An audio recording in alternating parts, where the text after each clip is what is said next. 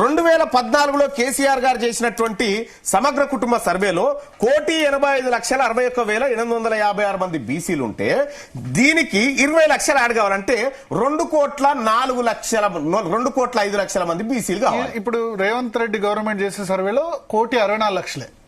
అదే అంటున్నా, 20 లక్షలు బీసీలు తగ్గారు. 21 లక్షల మంది బీసీలు అసలు వీళ్ళు ఎట్లా చచ్చిపోయారో అర్థమైతలేదు. ఈ 10 ఏళ్లలో ఈ బీసీలు ఎట్లా చచ్చిపోయారో దొరకలేదు లెక్క. ఒక్క బీసీలే కాదు, ఎస్సీలు కూడా. ఈ తెలంగాణ రాష్ట్రంలో దళితులు 1,75,000 మంది దళితులు కనిపించకుండా పోయారు, బీసీలు కనిపించకుండా పోయారు. ఇదేం లెక్కలండి? అంటే ఇది పోని బీసీలు 21 లక్షల మంది బీసీలు గల్లంత అయిపోయారు. ఎస్టీలు కొంచెం ఎక్కువ కనబడుతుంది. ఏమీ లేదు, 10,000 మంది. 10,000 మంది. ఇక్కడ మీరు ఒకటి గమనిస్తే తెలంగాణ రాష్ట్రంలో ఉన్నటువంటి బీసీలు, ఎస్సీలు, ముస్లింలు వీళ్ళ జనాభా తగ్గిపోయింది. దాదాపుగా 23 లక్షల మంది 23 లక్షల మంది ఎస్సీ, బీసీ, ముస్లిం వాళ్ళు తగ్గిపోతే కేసీఆర్ సమగ్ర కుటుంబ సర్వే చేసిన సమయంలో 8% గా ఓసీలను చూపించిండు. 8% ఓసీ హిందూ ఓసీలను చూపించిండు. ఇప్పుడు 13.31 అయింది. అంటే కేసీఆర్ దానిలో హిందూ ఓసీ ఎక్కడ లేదు, ఓసీ 21 మాత్రమే ఇచ్చారు. ఉంది. మీరు మీ దగ్గర బహుశా మీరు డేటా తీసుకొని చెప్తా ఉన్నాం. ఎందుకంటే అది ఎక్కడ కూడా వాళ్ళు ఎంహెచ్ఆర్డి వెబ్సైట్ లో ఉంది, మీరు చూసుకోండి. ఎంహెచ్ఆర్డీలో 21% అనే ఉంది. మీ డీటెయిల్స్ మీరు డీటెయిల్ గా మీరు తీసుకొని ఉంటారు దాంట్లో. ఇప్పుడు ఇక్కడ తెలంగాణ రాష్ట్రంలో బీసీలు 21 లక్షల మంది జనాభా పడిపోయింది, ఎస్సీల్లో 1,75,000 పడిపోయింది, ఓసీలు మాత్రం 16 లక్షల మంది పుట్టిరు 10 నెలల్లో.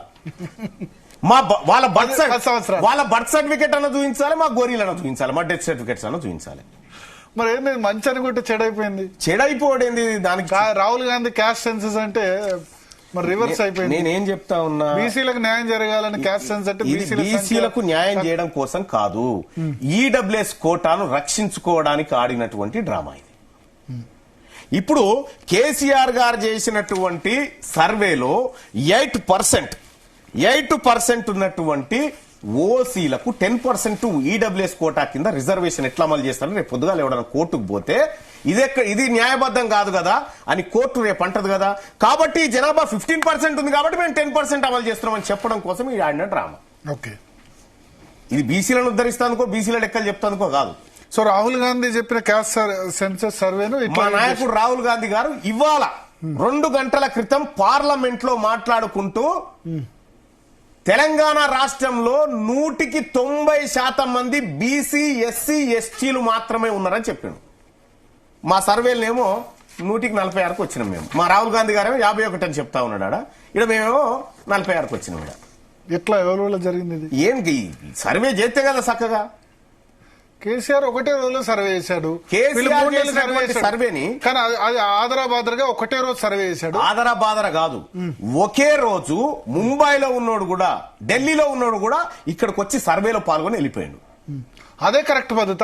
అది కరెక్ట్ చేసిరా ఆ లెక్క ప్రకారం. ఇప్పుడు మనకి ప్రీవియస్ లెక్కలు లేకపోతే ఈవెందుకు దొరికి? రేవంత్ రెడ్డి చేసిన సర్వే కరెక్ట్ కాదు, కేసీఆర్ చేసిన సర్వే కరెక్ట్ అంటారు. కనిపిస్తూనే ఉంది ఆ లెక్కలు. ఇప్పుడు రేవంత్ రెడ్డి గారు ప్రభుత్వం చేసినటువంటి సర్వే అది అసంపూర్ణమైన సర్వే అని లెక్కలు బయటపడతా ఉన్నాయి. ఇంకా దాపరికం ఎందుకు? అదే తప్పని అనొచ్చు కదా. తప్పని రేవంత్ రెడ్డి గవర్నమెంట్ చేసింది, కేసీఆర్ చేసింది తప్పు. ఆదరాబాదరగా ఒకటే రోజులో ఎట్లా సాధ్యం? సీనియర్ 3 నెలలుగా చేసింది అనేది. మీరు ఒక సీనియర్ జర్నలిస్ట్ గా, రాజకీయాలను క్షుణ్ణంగా అబ్జర్వ్ చేసేటువంటి వ్యక్తిగా, తెలంగాణ రాష్ట్రంలో ఈ 10 ఏళ్లలో 21 లక్షల మంది బీసీలు చచ్చిపోయారంటే నువ్వు ఒప్పుకుంటావా?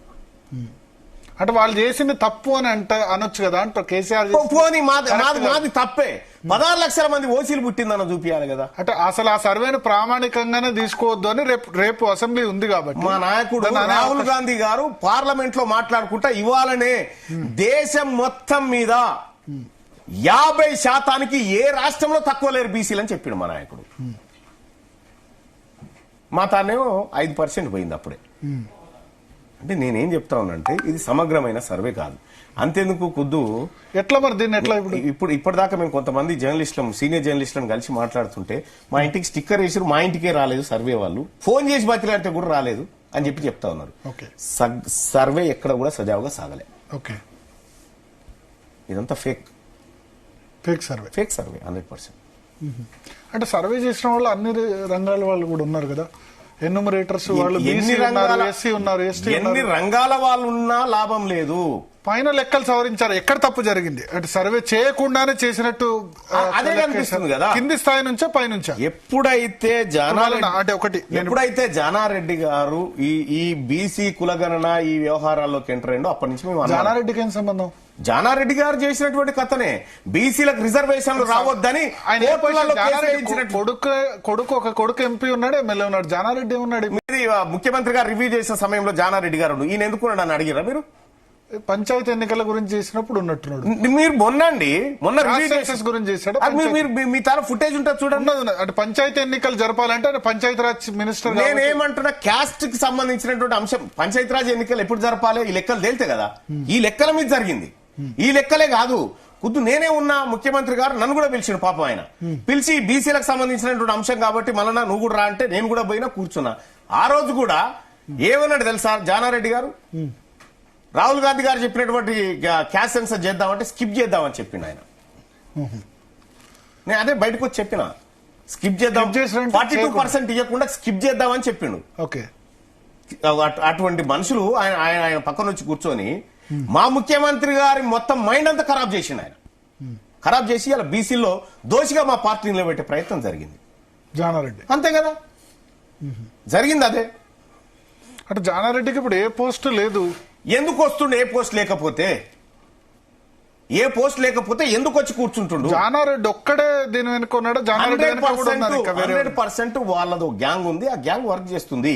ఈ తెలంగాణ రాష్ట్రంలో బీసీ రెడ్డి గ్యాంగ్ వాళ్ళే ఉంటారు కదా. అందులో ప్రధాన నాయకుడు ఈయనకు సంబంధించినటువంటి అంశాలన్నీ నిశ్చితంగా పరిశీలిస్తూనే ఉన్నాం. ఇతని వల్ల బీసీల వాళ్ళ ఇంటెన్షన్ ఏం లేదు, బీసీలు మేల్కోకూడదు, బీసీల లెక్కలు దాచిపెట్టాలి, బీసీలకు అధికారాలు దక్కకుండా చేయాలి, కేవలం వాళ్ళకి రేషన్ కార్డులు బిచ్చం బియ్యం వేస్తే సరిపోతుంది అనేటువంటి యాంగిల్లో వాళ్ళు ఆలోచిస్తా ఉన్నారు. మేము మా ప్రజలను మేల్కొల్పుకుంటూ వస్తా ఉన్నాం. మా ప్రజలకు అన్యాయం చేసేటోడు ఎవడైనా మాకేం పెద్ద పట్టింపు లేదు. బట్ ఇది సబ్ కమిటీ ఏర్పాటైంది. దీనిలో సబ్ కమిటీలో ఉత్తమ్ కుమార్ రెడ్డి, పొన్నం ప్రభాకర్. మీరు చెప్పిన దాని ప్రకారం ఉత్తమ్ కుమార్ రెడ్డి అయితే బీసీ అయినా ఆయన సహకరిస్తాడు. పొన్నం ప్రభాకర్ ఉన్నారు, బీసీ మంత్రి. తర్వాత సీతక్క ఉన్నారు సబ్ కమిటీలో, మల్లు రవి కూడా ఉన్నారు అనుకుంటా. అన్ని సెక్షన్స్, దామోదర రాయనరసింహ ఉన్నారు. వాళ్ళందరూ ఎందుకు ఓసీ జనాభా ఎక్కువ చేసేందుకు చేస్తారు? ప్లస్ నిన్న రిపోర్ట్ ఇచ్చింది సందీప్ కుమార్ సుల్తానియా. అక్కడ గుర్తుపెట్టుకోండి, సబ్ కమిటీ కూర్చొని లెక్కలు యాడింగ్ డివైడింగ్ చేయలే. వాళ్ళకు వచ్చినటువంటి రిపోర్టు సందీప్ కుమార్ సుల్తానియా గారే ఇచ్చిండా ఈ రిపోర్టు, లేకపోతే ఇంకెవరైనా శక్తి తీసుకొచ్చి ఇచ్చిందా ఇవి ఇవని ఇది తేలాలి. ఈ సబ్ కమిటీ ఏముందండి, కూర్చొని రివ్యూ చేస్తారు, ఇంత వచ్చింది రిపోర్ట్ అంటే బయట పెడతారు. ఓకే, సో వాళ్ళు కూడా చూడాలి కదా మరి. ఇగో భరత్ గారు, నేను చెప్తున్నటువంటి లెక్క 2011 సెన్సస్, 2014లో సమగ్ర. మళ్ళా అంటే మీరు చెప్పిన దాని ప్రకారం ఇప్పుడు కేసీఆర్ దన్నా తప్పై ఉండాలి, ఇదన్నా తప్పై ఉండాలి. మీరు చెప్తున్న దాని ప్రకారం ఇది శుద్ధ తప్పు, కేసీఆర్ చేసింది అక్షరాల కరెక్ట్ అంటారు. అంటే నేనేమంటా, మాకు ప్రీవియస్ లెక్కలు ఉన్నాయి కదా, ఇది గవర్నమెంట్ వెబ్సైట్ లో ఉన్న లెక్కలతోటే మాట్లాడుతున్నాం మేము. ఓకే, గవర్నమెంట్ లో ఇప్పుడు ఆ రోజు చేసినటువంటి సర్వేలో ఒకే రోజు, ఒకవేళ నేను ఈ సర్వేలో పాల్గొనకపోతే అసలు జనాభా లెక్కలలో ఉండనేమో అని చెప్పి జనం. ఇప్పుడు జానారెడ్డి ముఖ్యమంత్రి కాదు, ముఖ్యమంత్రి అయ్యే అవకాశం కూడా లేదు, రాజకీయాల నుంచి రిటైర్మెంట్ తీసుకున్నారు. ఆయనకేమో అవసరం జానారెడ్డికి? ఇప్పుడు నేనేమంటున్నా, ఆయన రాజ్యం కాపాడుకోవాలనేటువంటి, వాళ్ళ రాజ్యం కాపాడుకోవాలనేటువంటి ఉద్దేశంతో వాళ్ళ పిల్లలకు ఉద్యోగాలు వెంటనే అందించాలి. ఈడబ్ల్యూఎస్ కోటా మీద ఎవడు కోర్టు పోకముందుకే ఉద్యోగాలన్నీ వాళ్ళ పిల్లలకు అందేటట్టు చేయాలనేటువంటి ఉద్దేశంతో ఆయన వ్యవహరిస్తున్నది మాకు అర్థమైతా ఉంది. ఇక్కడ చూడండి, ఇగో డిఎస్సి కట్ ఆఫ్స్ అండి, ఎస్సీ ఎస్టీల కంటే ఈడబ్ల్యూఎస్ వాళ్ళకి ఎన్ని ఎక్కువ వచ్చినాయి చూడండి. ఇట్లా ఇక మీరు ఒకసారి పరిశీలించండి ఈ డాక్యుమెంట్, ఎన్ని రకాల అన్యాయం జరిగిందో. మరి ఇన్ని రకాల అన్యాయం జరుగుతా ఉంటే మరి మేము మా పక్షాన, జానారెడ్డి గారు వాళ్ళ పక్షాన ఉన్నప్పుడు మరి నేను మా ప్రజల పక్షాన ఉండాలి కదా. ఆయన ముఖ్యమంత్రి అయ్యేది లేదు, అయితాడా కాడా ఇంకేమైతే. ఈడబ్ల్యూఎస్ రిజర్వేషన్స్ కేంద్రంలో మోడీ ప్రవేశపెట్టినప్పుడు దేశవ్యాప్తంగా ఏకరూపంగా లేదు ఓసీ జనాభా. హిమాచల్ ప్రదేశ్, ఉత్తరాఖండ్ లాంటి రాష్ట్రాల్లో 40% ఉంది ఓసీ జనాభా. అక్కడ జమ్మూ కాశ్మీర్ 64 ఓసీ జనాభా ఎక్కువ. Yes, జమ్మూ కాశ్మీర్ కాబట్టి ఓవరాల్ గా వాళ్ళు 10% అన్నది పెట్టారు. సో రాష్ట్రాల వారిగా దాన్ని అడాప్ట్ చేయలేదు. బిల్లులో కూడా ఆంధ్రప్రదేశ్ లో ఓసీ జనాభా కొంచెం ఎక్కువ ఉంటుంది, కాపులు ఓసీలో ఉన్నారు కాబట్టి. కాపులు 15%. బిల్లులో కూడా 103rd అమెండ్మెంట్ లో క్లియర్ గా ఏం పెట్టారంటే భారతదేశంలో ఉన్నటువంటి వివిధ రాష్ట్రాల్లో ఎకనామికల్లీ వీకర్ సెక్షన్ ప్రజలకి అప్ టు 10% వరకు, నాట్ 10%, అప్ టు 10% వరకు మీరు రిజర్వేషన్ కల్పించుకోవచ్చు. రాష్ట్రాల అభిప్రాయం అది, రాష్ట్రాల ఇష్టాల మీద అని చెప్పి బిల్లులో మెన్షన్ చేశారు.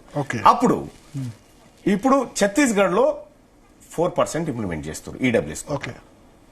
రెండోది ఆంధ్రప్రదేశ్ లో 5% కాపులకు ఇచ్చి 5% అదర్ రైట్. ఇక్కడ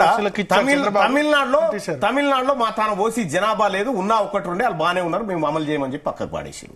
కేరళలో ఇంప్లిమెంట్ చేసేటువంటి సమయంలో ఒక ప్రత్యేక కమిషన్ వేసి ఎంతమంది ఓసీలు ఉన్నారు, అందులో పేదవాళ్ళు ఎంత అని చెప్పి ఓ కమిషన్ ద్వారా గుర్తింపు తీసుకొచ్చి ఆ కమిషన్ నివేదిక ఆధారంగా అక్కడ రిజర్వేషన్ కల్పించారు. ఎంత పర్సెంట్ ఇస్తున్నారు కేరళలో 10% అనుకుంటా, అక్కడ ఎక్కువ ఉన్నారు. అయితే ఇక్కడ తెలంగాణ రాష్ట్రంలో ఓ కమిషన్ వేయలే, ఓ రిపోర్ట్ లేదు, ఓ నివేదిక లేదు. ఇదే కేసీఆర్ గారు ఓసీల జనాభా 8% అని చెప్పిండు. ఇదే కేసీఆర్ గారు 2019లో గుట్టు సప్పుడు కాకుండా ఈడబ్ల్యూఎస్ ను అమలు చేసిండు. కేసీఆర్ గారు పెట్టిన కొంపటే ఇది. ఈ ఈడబ్ల్యూఎస్ కొంపటి. మీరు కేసీఆర్ మెచ్చుకుంటున్నారా, తిడుతున్నారా? ఇగో మా బీసీల కేసీఆర్ ఇప్పుడు మీరు చెప్పిన లెక్క ప్రకారం కేసీఆర్ చేసిన సర్వేనే యాక్యురేట్ అని మీరు చెప్తున్నారు. ఇప్పుడు మరి కేసీఆర్ నయం కదా రేవంత్ రెడ్డి కంటే? నయం అని ఎట్లా అంటామండి కేసీఆర్ గారు? మరి ఆయన చేసిన సర్వే కరెక్ట్ కదా. ఇప్పుడు ఎవరు గవర్నమెంట్? కేసీఆర్ గారు పెన్ను పేపర్ పట్టుకొని ఇల్లు తిరిగినాడు. ఇలా కేసీఆర్ గారు ఉంటారు, ఇంకోరు ఉంటారు.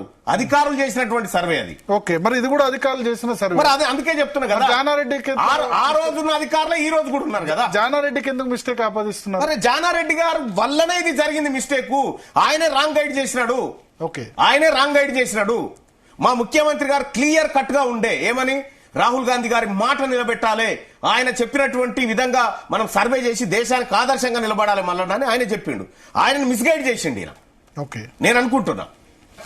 అయితే ఇక్కడ విషయం ఏంటంటే ఈడబ్ల్యూఎస్ కోటాని తెలంగాణ రాష్ట్రంలో ఏ కమిటీ వేయకుండా 10% ఇంప్లిమెంట్ చేసినారు. దాంట్లో కూడా ఏం చేసినారు, ఆ బిల్లులో కూడా ఏ ఆదాయ పరిమితి వరకు ఈడబ్ల్యూఎస్ అమలు చేయాలి అన్నప్పుడు వాళ్ళకు అర్బన్ ఏరియాలో ఇంత ఇంటి స్థలం ఉండాలి, నీకు రూరల్ ఏరియాలో ఒక 5 ఎకరాల స్థలం ఉండాలి, వార్షిక ఆదాయం 8 లక్షలు ఉండాలి, ఇటువంటివన్నీ పెట్టిరు. కేసీఆర్ గారు ఏం చేసిండు, ఈ ఆస్తులన్నీ తీసేసి కేవలం 8 లక్షల రూపాయల లోపు ఆదాయం ఉన్న వాళ్ళకే ఇచ్చేస్తామంటే ఎంఆర్ఓ గారు టక్క రాసిచ్చిండు అందరికి. ఇక్కడ ఏది మెదక్ జిల్లాలో రామాయంపేట దగ్గర ఒక జెడ్పీటీసీగా కంటెస్ట్ చేసినటువంటి టీఆర్ఎస్ పార్టీ అభ్యర్థి, ఆయనకు 20 ఎకరాల పొలం ఉందని చెప్పి నేనే కాగితాలు బయట పెట్టినా.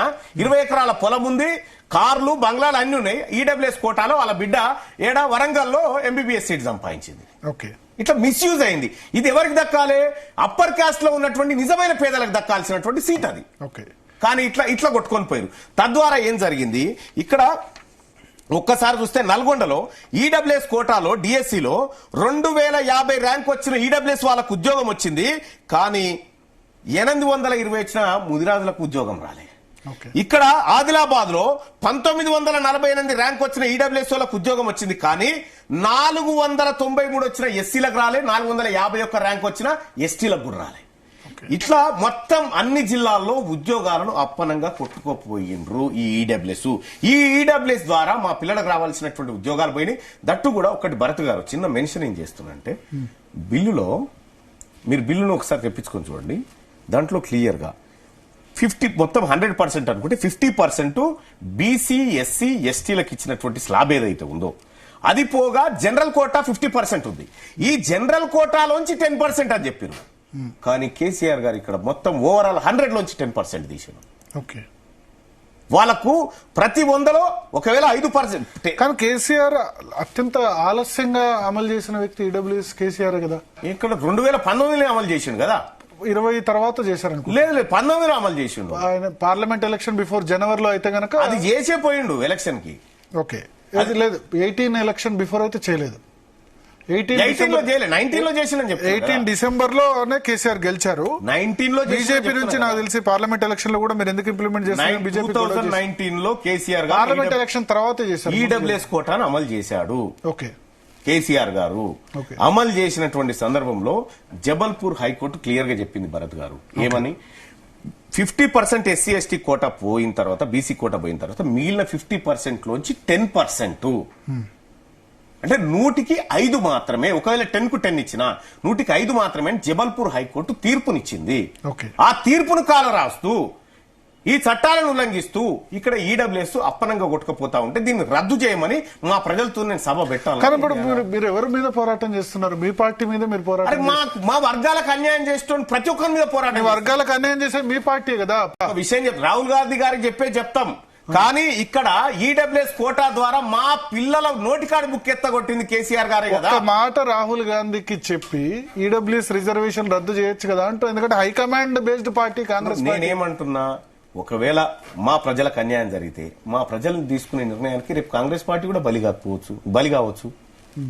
అంటే మా ప్రజల ఆకాంక్షను గౌరవించినంత సేపు. మీరు కాంగ్రెస్ పార్టీలో ఉన్నారా లేదా? ఎందుకు లేనండి, అన్ని యాంటీ కాంగ్రెస్ యాంటీ కాంగ్రెస్ కాదండి, నేను ప్రజలకు అనుకూలమైనటువంటి విషయాలు చెప్తా ఉన్నా. మా పార్టీని 4 కాలాల పాటు కాపాడుకోవడానికి చెప్తా ఉన్నా. నేను చాలా మంది కాంగ్రెస్ పార్టీ లీడర్స్ ఏమంటారంటే బీ ఫారం ఎమ్మెల్సీ తీసుకునేంత వరకు ఒక విధంగా ఉన్నారు, మల్లన్న గెలిచిన తర్వాత వదిలేసి మొత్తం కాంగ్రెస్ పార్టీనే రోజు తిడుతూ వస్తున్నారు. అంటే ఒక విషయం చెప్తా, మొన్నటి వరకు ఎలక్షన్ ముందు వరకు కేసీఆర్ తిట్టినాయని ఇప్పుడు కేసీఆర్ తిట్టడం బంద్ చేశారు. ఒక విషయం చెప్తా, కేసీఆర్ దగ్గర ఏం పాడైందని అనాలండి. నేను గతంలో కూడా చెప్పిన, మీరు ఎందుకు కేసీఆర్ గారినే అంటారని గతంలో మీరు ఇదే స్టూడియోలో అడిగితే, అయ్యా ఆయన ముఖ్యమంత్రి కాబట్టి ఆయనతో ఆయన అంటా ఉన్నా, ఆయన ప్రశ్నిస్తా ఉన్నా అని చెప్పిన. ఆ పీఠ మీద ఎవరు కూర్చుంటే వాళ్ళతో మాట్లాడతారండి. ఈ నిర్ణయాలన్నీ అక్కడ జరుగుతాయి కాబట్టి నేనేమంటున్నా, మా కాంగ్రెస్ పార్టీ, మా నాయకుడు ఇవాళ రాహుల్ గాంధీ గారు మాట్లాడినటువంటి పార్లమెంట్ స్పీచ్ వీలైతే వెయ్యండి. ఆయన ఏం చెప్తా ఉన్నాడో, ఓ బీసీ ప్రజాప్రతినిధులారా. పీసీఆర్ ఒకసారి చూడండి, రాహుల్ గాంధీ వాళ్ళు మాట్లాడింది కనుక కట్ ఉంటే 90% తెలంగాణలో ఉన్నారు అని ఉంటే గనక మన ఇంకా షో టైం ఉంది. ఇంకా అదే కాదు, కాలర్స్ కూడా తీసుకుందాం వీలైతే. ఇంకా పీసీఆర్ నెంబర్ డిస్ప్లే కూడా కంక్లూడ్ చేయండి. రాహుల్ గాంధీ గారు క్లియర్ గా ఏం చెప్పిండు, ఓబీసీ ఎంపీలు ఉన్నారు, మీకు జరుగుతున్న అన్యాయం గురించి మీరు మాట్లాడలేకపోతున్నారని మా నాయకుడు చెప్తా ఉన్నాడు అక్కడ. మరి మా నాయకుడు చెప్పిందే కదా నేను చేస్తుంది. మీ నాయకుడు చెప్పింది మీరు చేస్తున్నారు, మరి మీ గవర్నమెంట్ ఎందుకు చేయట్లేదు? అది గవర్నమెంట్ చేసేటువంటి కార్యక్రమం మీద ఆధారపడి ఉంటుంది. ఇక్కడ అంటే రేవంత్ రెడ్డికి ఇష్టం లేదా? ఇప్పుడు రేవంత్ రెడ్డి గారు చిత్తశుద్ధితో ఉండే, వాస్తవానికి ఆయనను చెడగొట్టినటువంటి కొందరు వ్యక్తుల ద్వారా ఇవాళ ఈ పరిస్థితి వచ్చి పడ్డది. లేకపోతే మా పరిస్థితి ఇట్లా ఉండేది కాదు. ఇవాళ రాహుల్ గాంధీ గారి ఆలోచన అక్యురేట్ గా ఇంప్లిమెంట్ అయితే ఇంకా 20 సార్లు కాంగ్రెస్ పార్టీ భుజాల మీద మోసేటోళ్ళు మా బీసీ ప్రజలంతా. మరి మాకు అది కనిపిస్తలేదు ఇక్కడ. మా రాహుల్ గాంధీ గారి ఆలోచన ఎవరు చెడగొట్టారు రేవంత్ రెడ్డిని? కొంతమంది ప్రభుత్వంలో లేనటువంటి వ్యక్తుల వల్ల జరుగుతున్నటువంటి ముప్పిది. మంత్రులు కాదు, బయటోళ్ళే బయటోళ్ళు చేస్తున్నటువంటి కార్యక్రమం వల్లనే. స్పెసిఫిక్ గా జానారెడ్డి 100% అదే జరుగుతా ఉంది.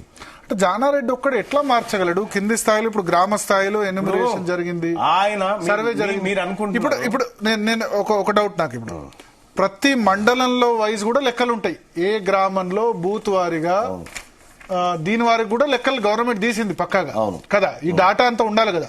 పలానా ఎగ్జాంపుల్ మీద ఆలేరు నియోజకవర్గంలో పలానా గ్రామంలో ఓసీలు ఎంత, బీసీలు ఎంత, ఎస్సీ ఎంత, ఎస్టీ ఎంత, ఈ మొత్తం బ్రేకప్ ఉంటది కదా. ఇవన్నీ రేపు జమ చేసినప్పుడు సరిపోవాలి కదా. నేనేమంటున్నా, అవన్నీ సెట్ కాకపోతే కదా ఇవన్నీ చేసేది.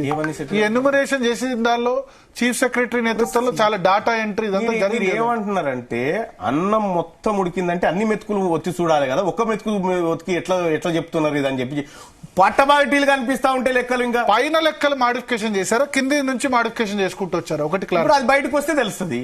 పైన లెక్కలు అయితే ఫేక్ అని తెలుసు. జానారెడ్డి నియోజకవర్గం నాగార్జున సాగర్ లో బీసీలు ఎక్కువ, యాదవ్స్ ఎక్కువ ఉంటారు. ఆ లెక్క బయట పెట్టమన్నారు. నాగార్జున సాగర్ లో ఎంత? కేసీఆర్ గారు సమగ్ర కుటుంబ సర్వే చేసినప్పుడు కులాల లెక్కలు కూడా రాసుకురు కదా, ఎటు పోయింది అది? ఇప్పుడు కూడా కులాల లెక్క రాసి ఎందుకు బయట పెట్టలే అప్పుడు కేసీఆర్ గారు? అప్పుడు ఎందుకు బయట పెట్టలే కేసీఆర్ గారు? ఇలా బీసీలకు అన్యాయం జరుగుతుందని చెప్పి కవిత గారు చెప్తా ఉన్నారు, అప్పుడు ఎందుకు బయట పెట్టలేదు? 33% నుంచి 23% ఆ తర్వాత 19% పడేసినటువంటి బీఆర్ఎస్ పార్టీ బీసీల రిజర్వేషన్ ను ఇలా అందుకే కదా మేము కాంగ్రెస్ పార్టీ అయిపోయినాం. మేమందరం కూడా కవితతో కలుస్తారా మీరు? ఆమె కూడా బీసీల గురించి ఆమె మాతో కలిస్తే మాకేం ఇబ్బంది లేదు. మిమ్మల్ని మా పోరాటంలోకి ఆ కార్యకర్త వస్తే మాకేం ఇబ్బంది? మిమ్మల్ని పిలిస్తే ఆ మీటింగ్స్ అటెండ్ అవుతారా? మేము పిలుస్తాం కదా. మీరు పిలిస్తే ఇప్పుడు మా మీటింగ్ ఆమె ఎట్లా చేస్తుందండి? ఇప్పుడు కాదు, బీసీల పోరాటం 42 గతంలో అంబేద్కర్ విగ్రహం అసెంబ్లీలో పెట్టాలని ఉద్యమం చేసింది. అంబేద్కర్ విగ్రహం పెట్టారు అసెంబ్లీలో. ఇప్పుడు జ్యోతి బాపులే బీసీ సంబంధించి బీసీదే ఎజెండా నెక్స్ట్ 4 years అని ఆమె చెప్తుంది.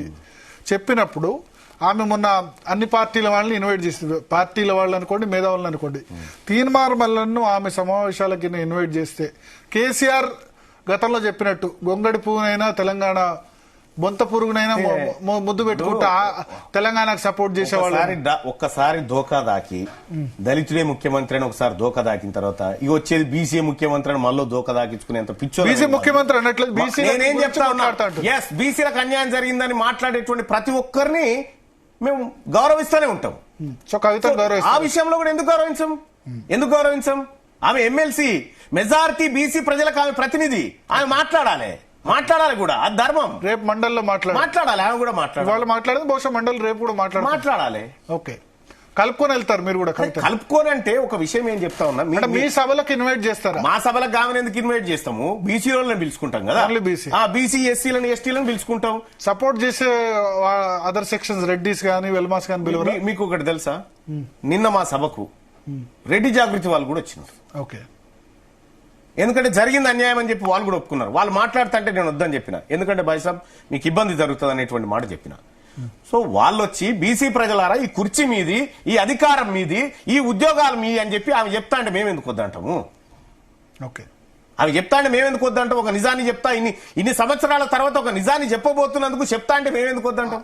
వాళ్ళ మీటింగ్స్ మిమ్మల్ని పిలిచినా పోతారా? కవిత మీటింగ్స్, కవిత గారి మీటింగ్ కు పోను, తెలంగాణ బీసీల మీటింగ్ కు, తెలంగాణ జాగృతి బీసీల ఇనిషియేటివ్. నేనేమంటున్నా, ఆ జాగృతి అధ్యక్షురాలని మా బీసీని చేసినాక ఆలోచిస్తుంది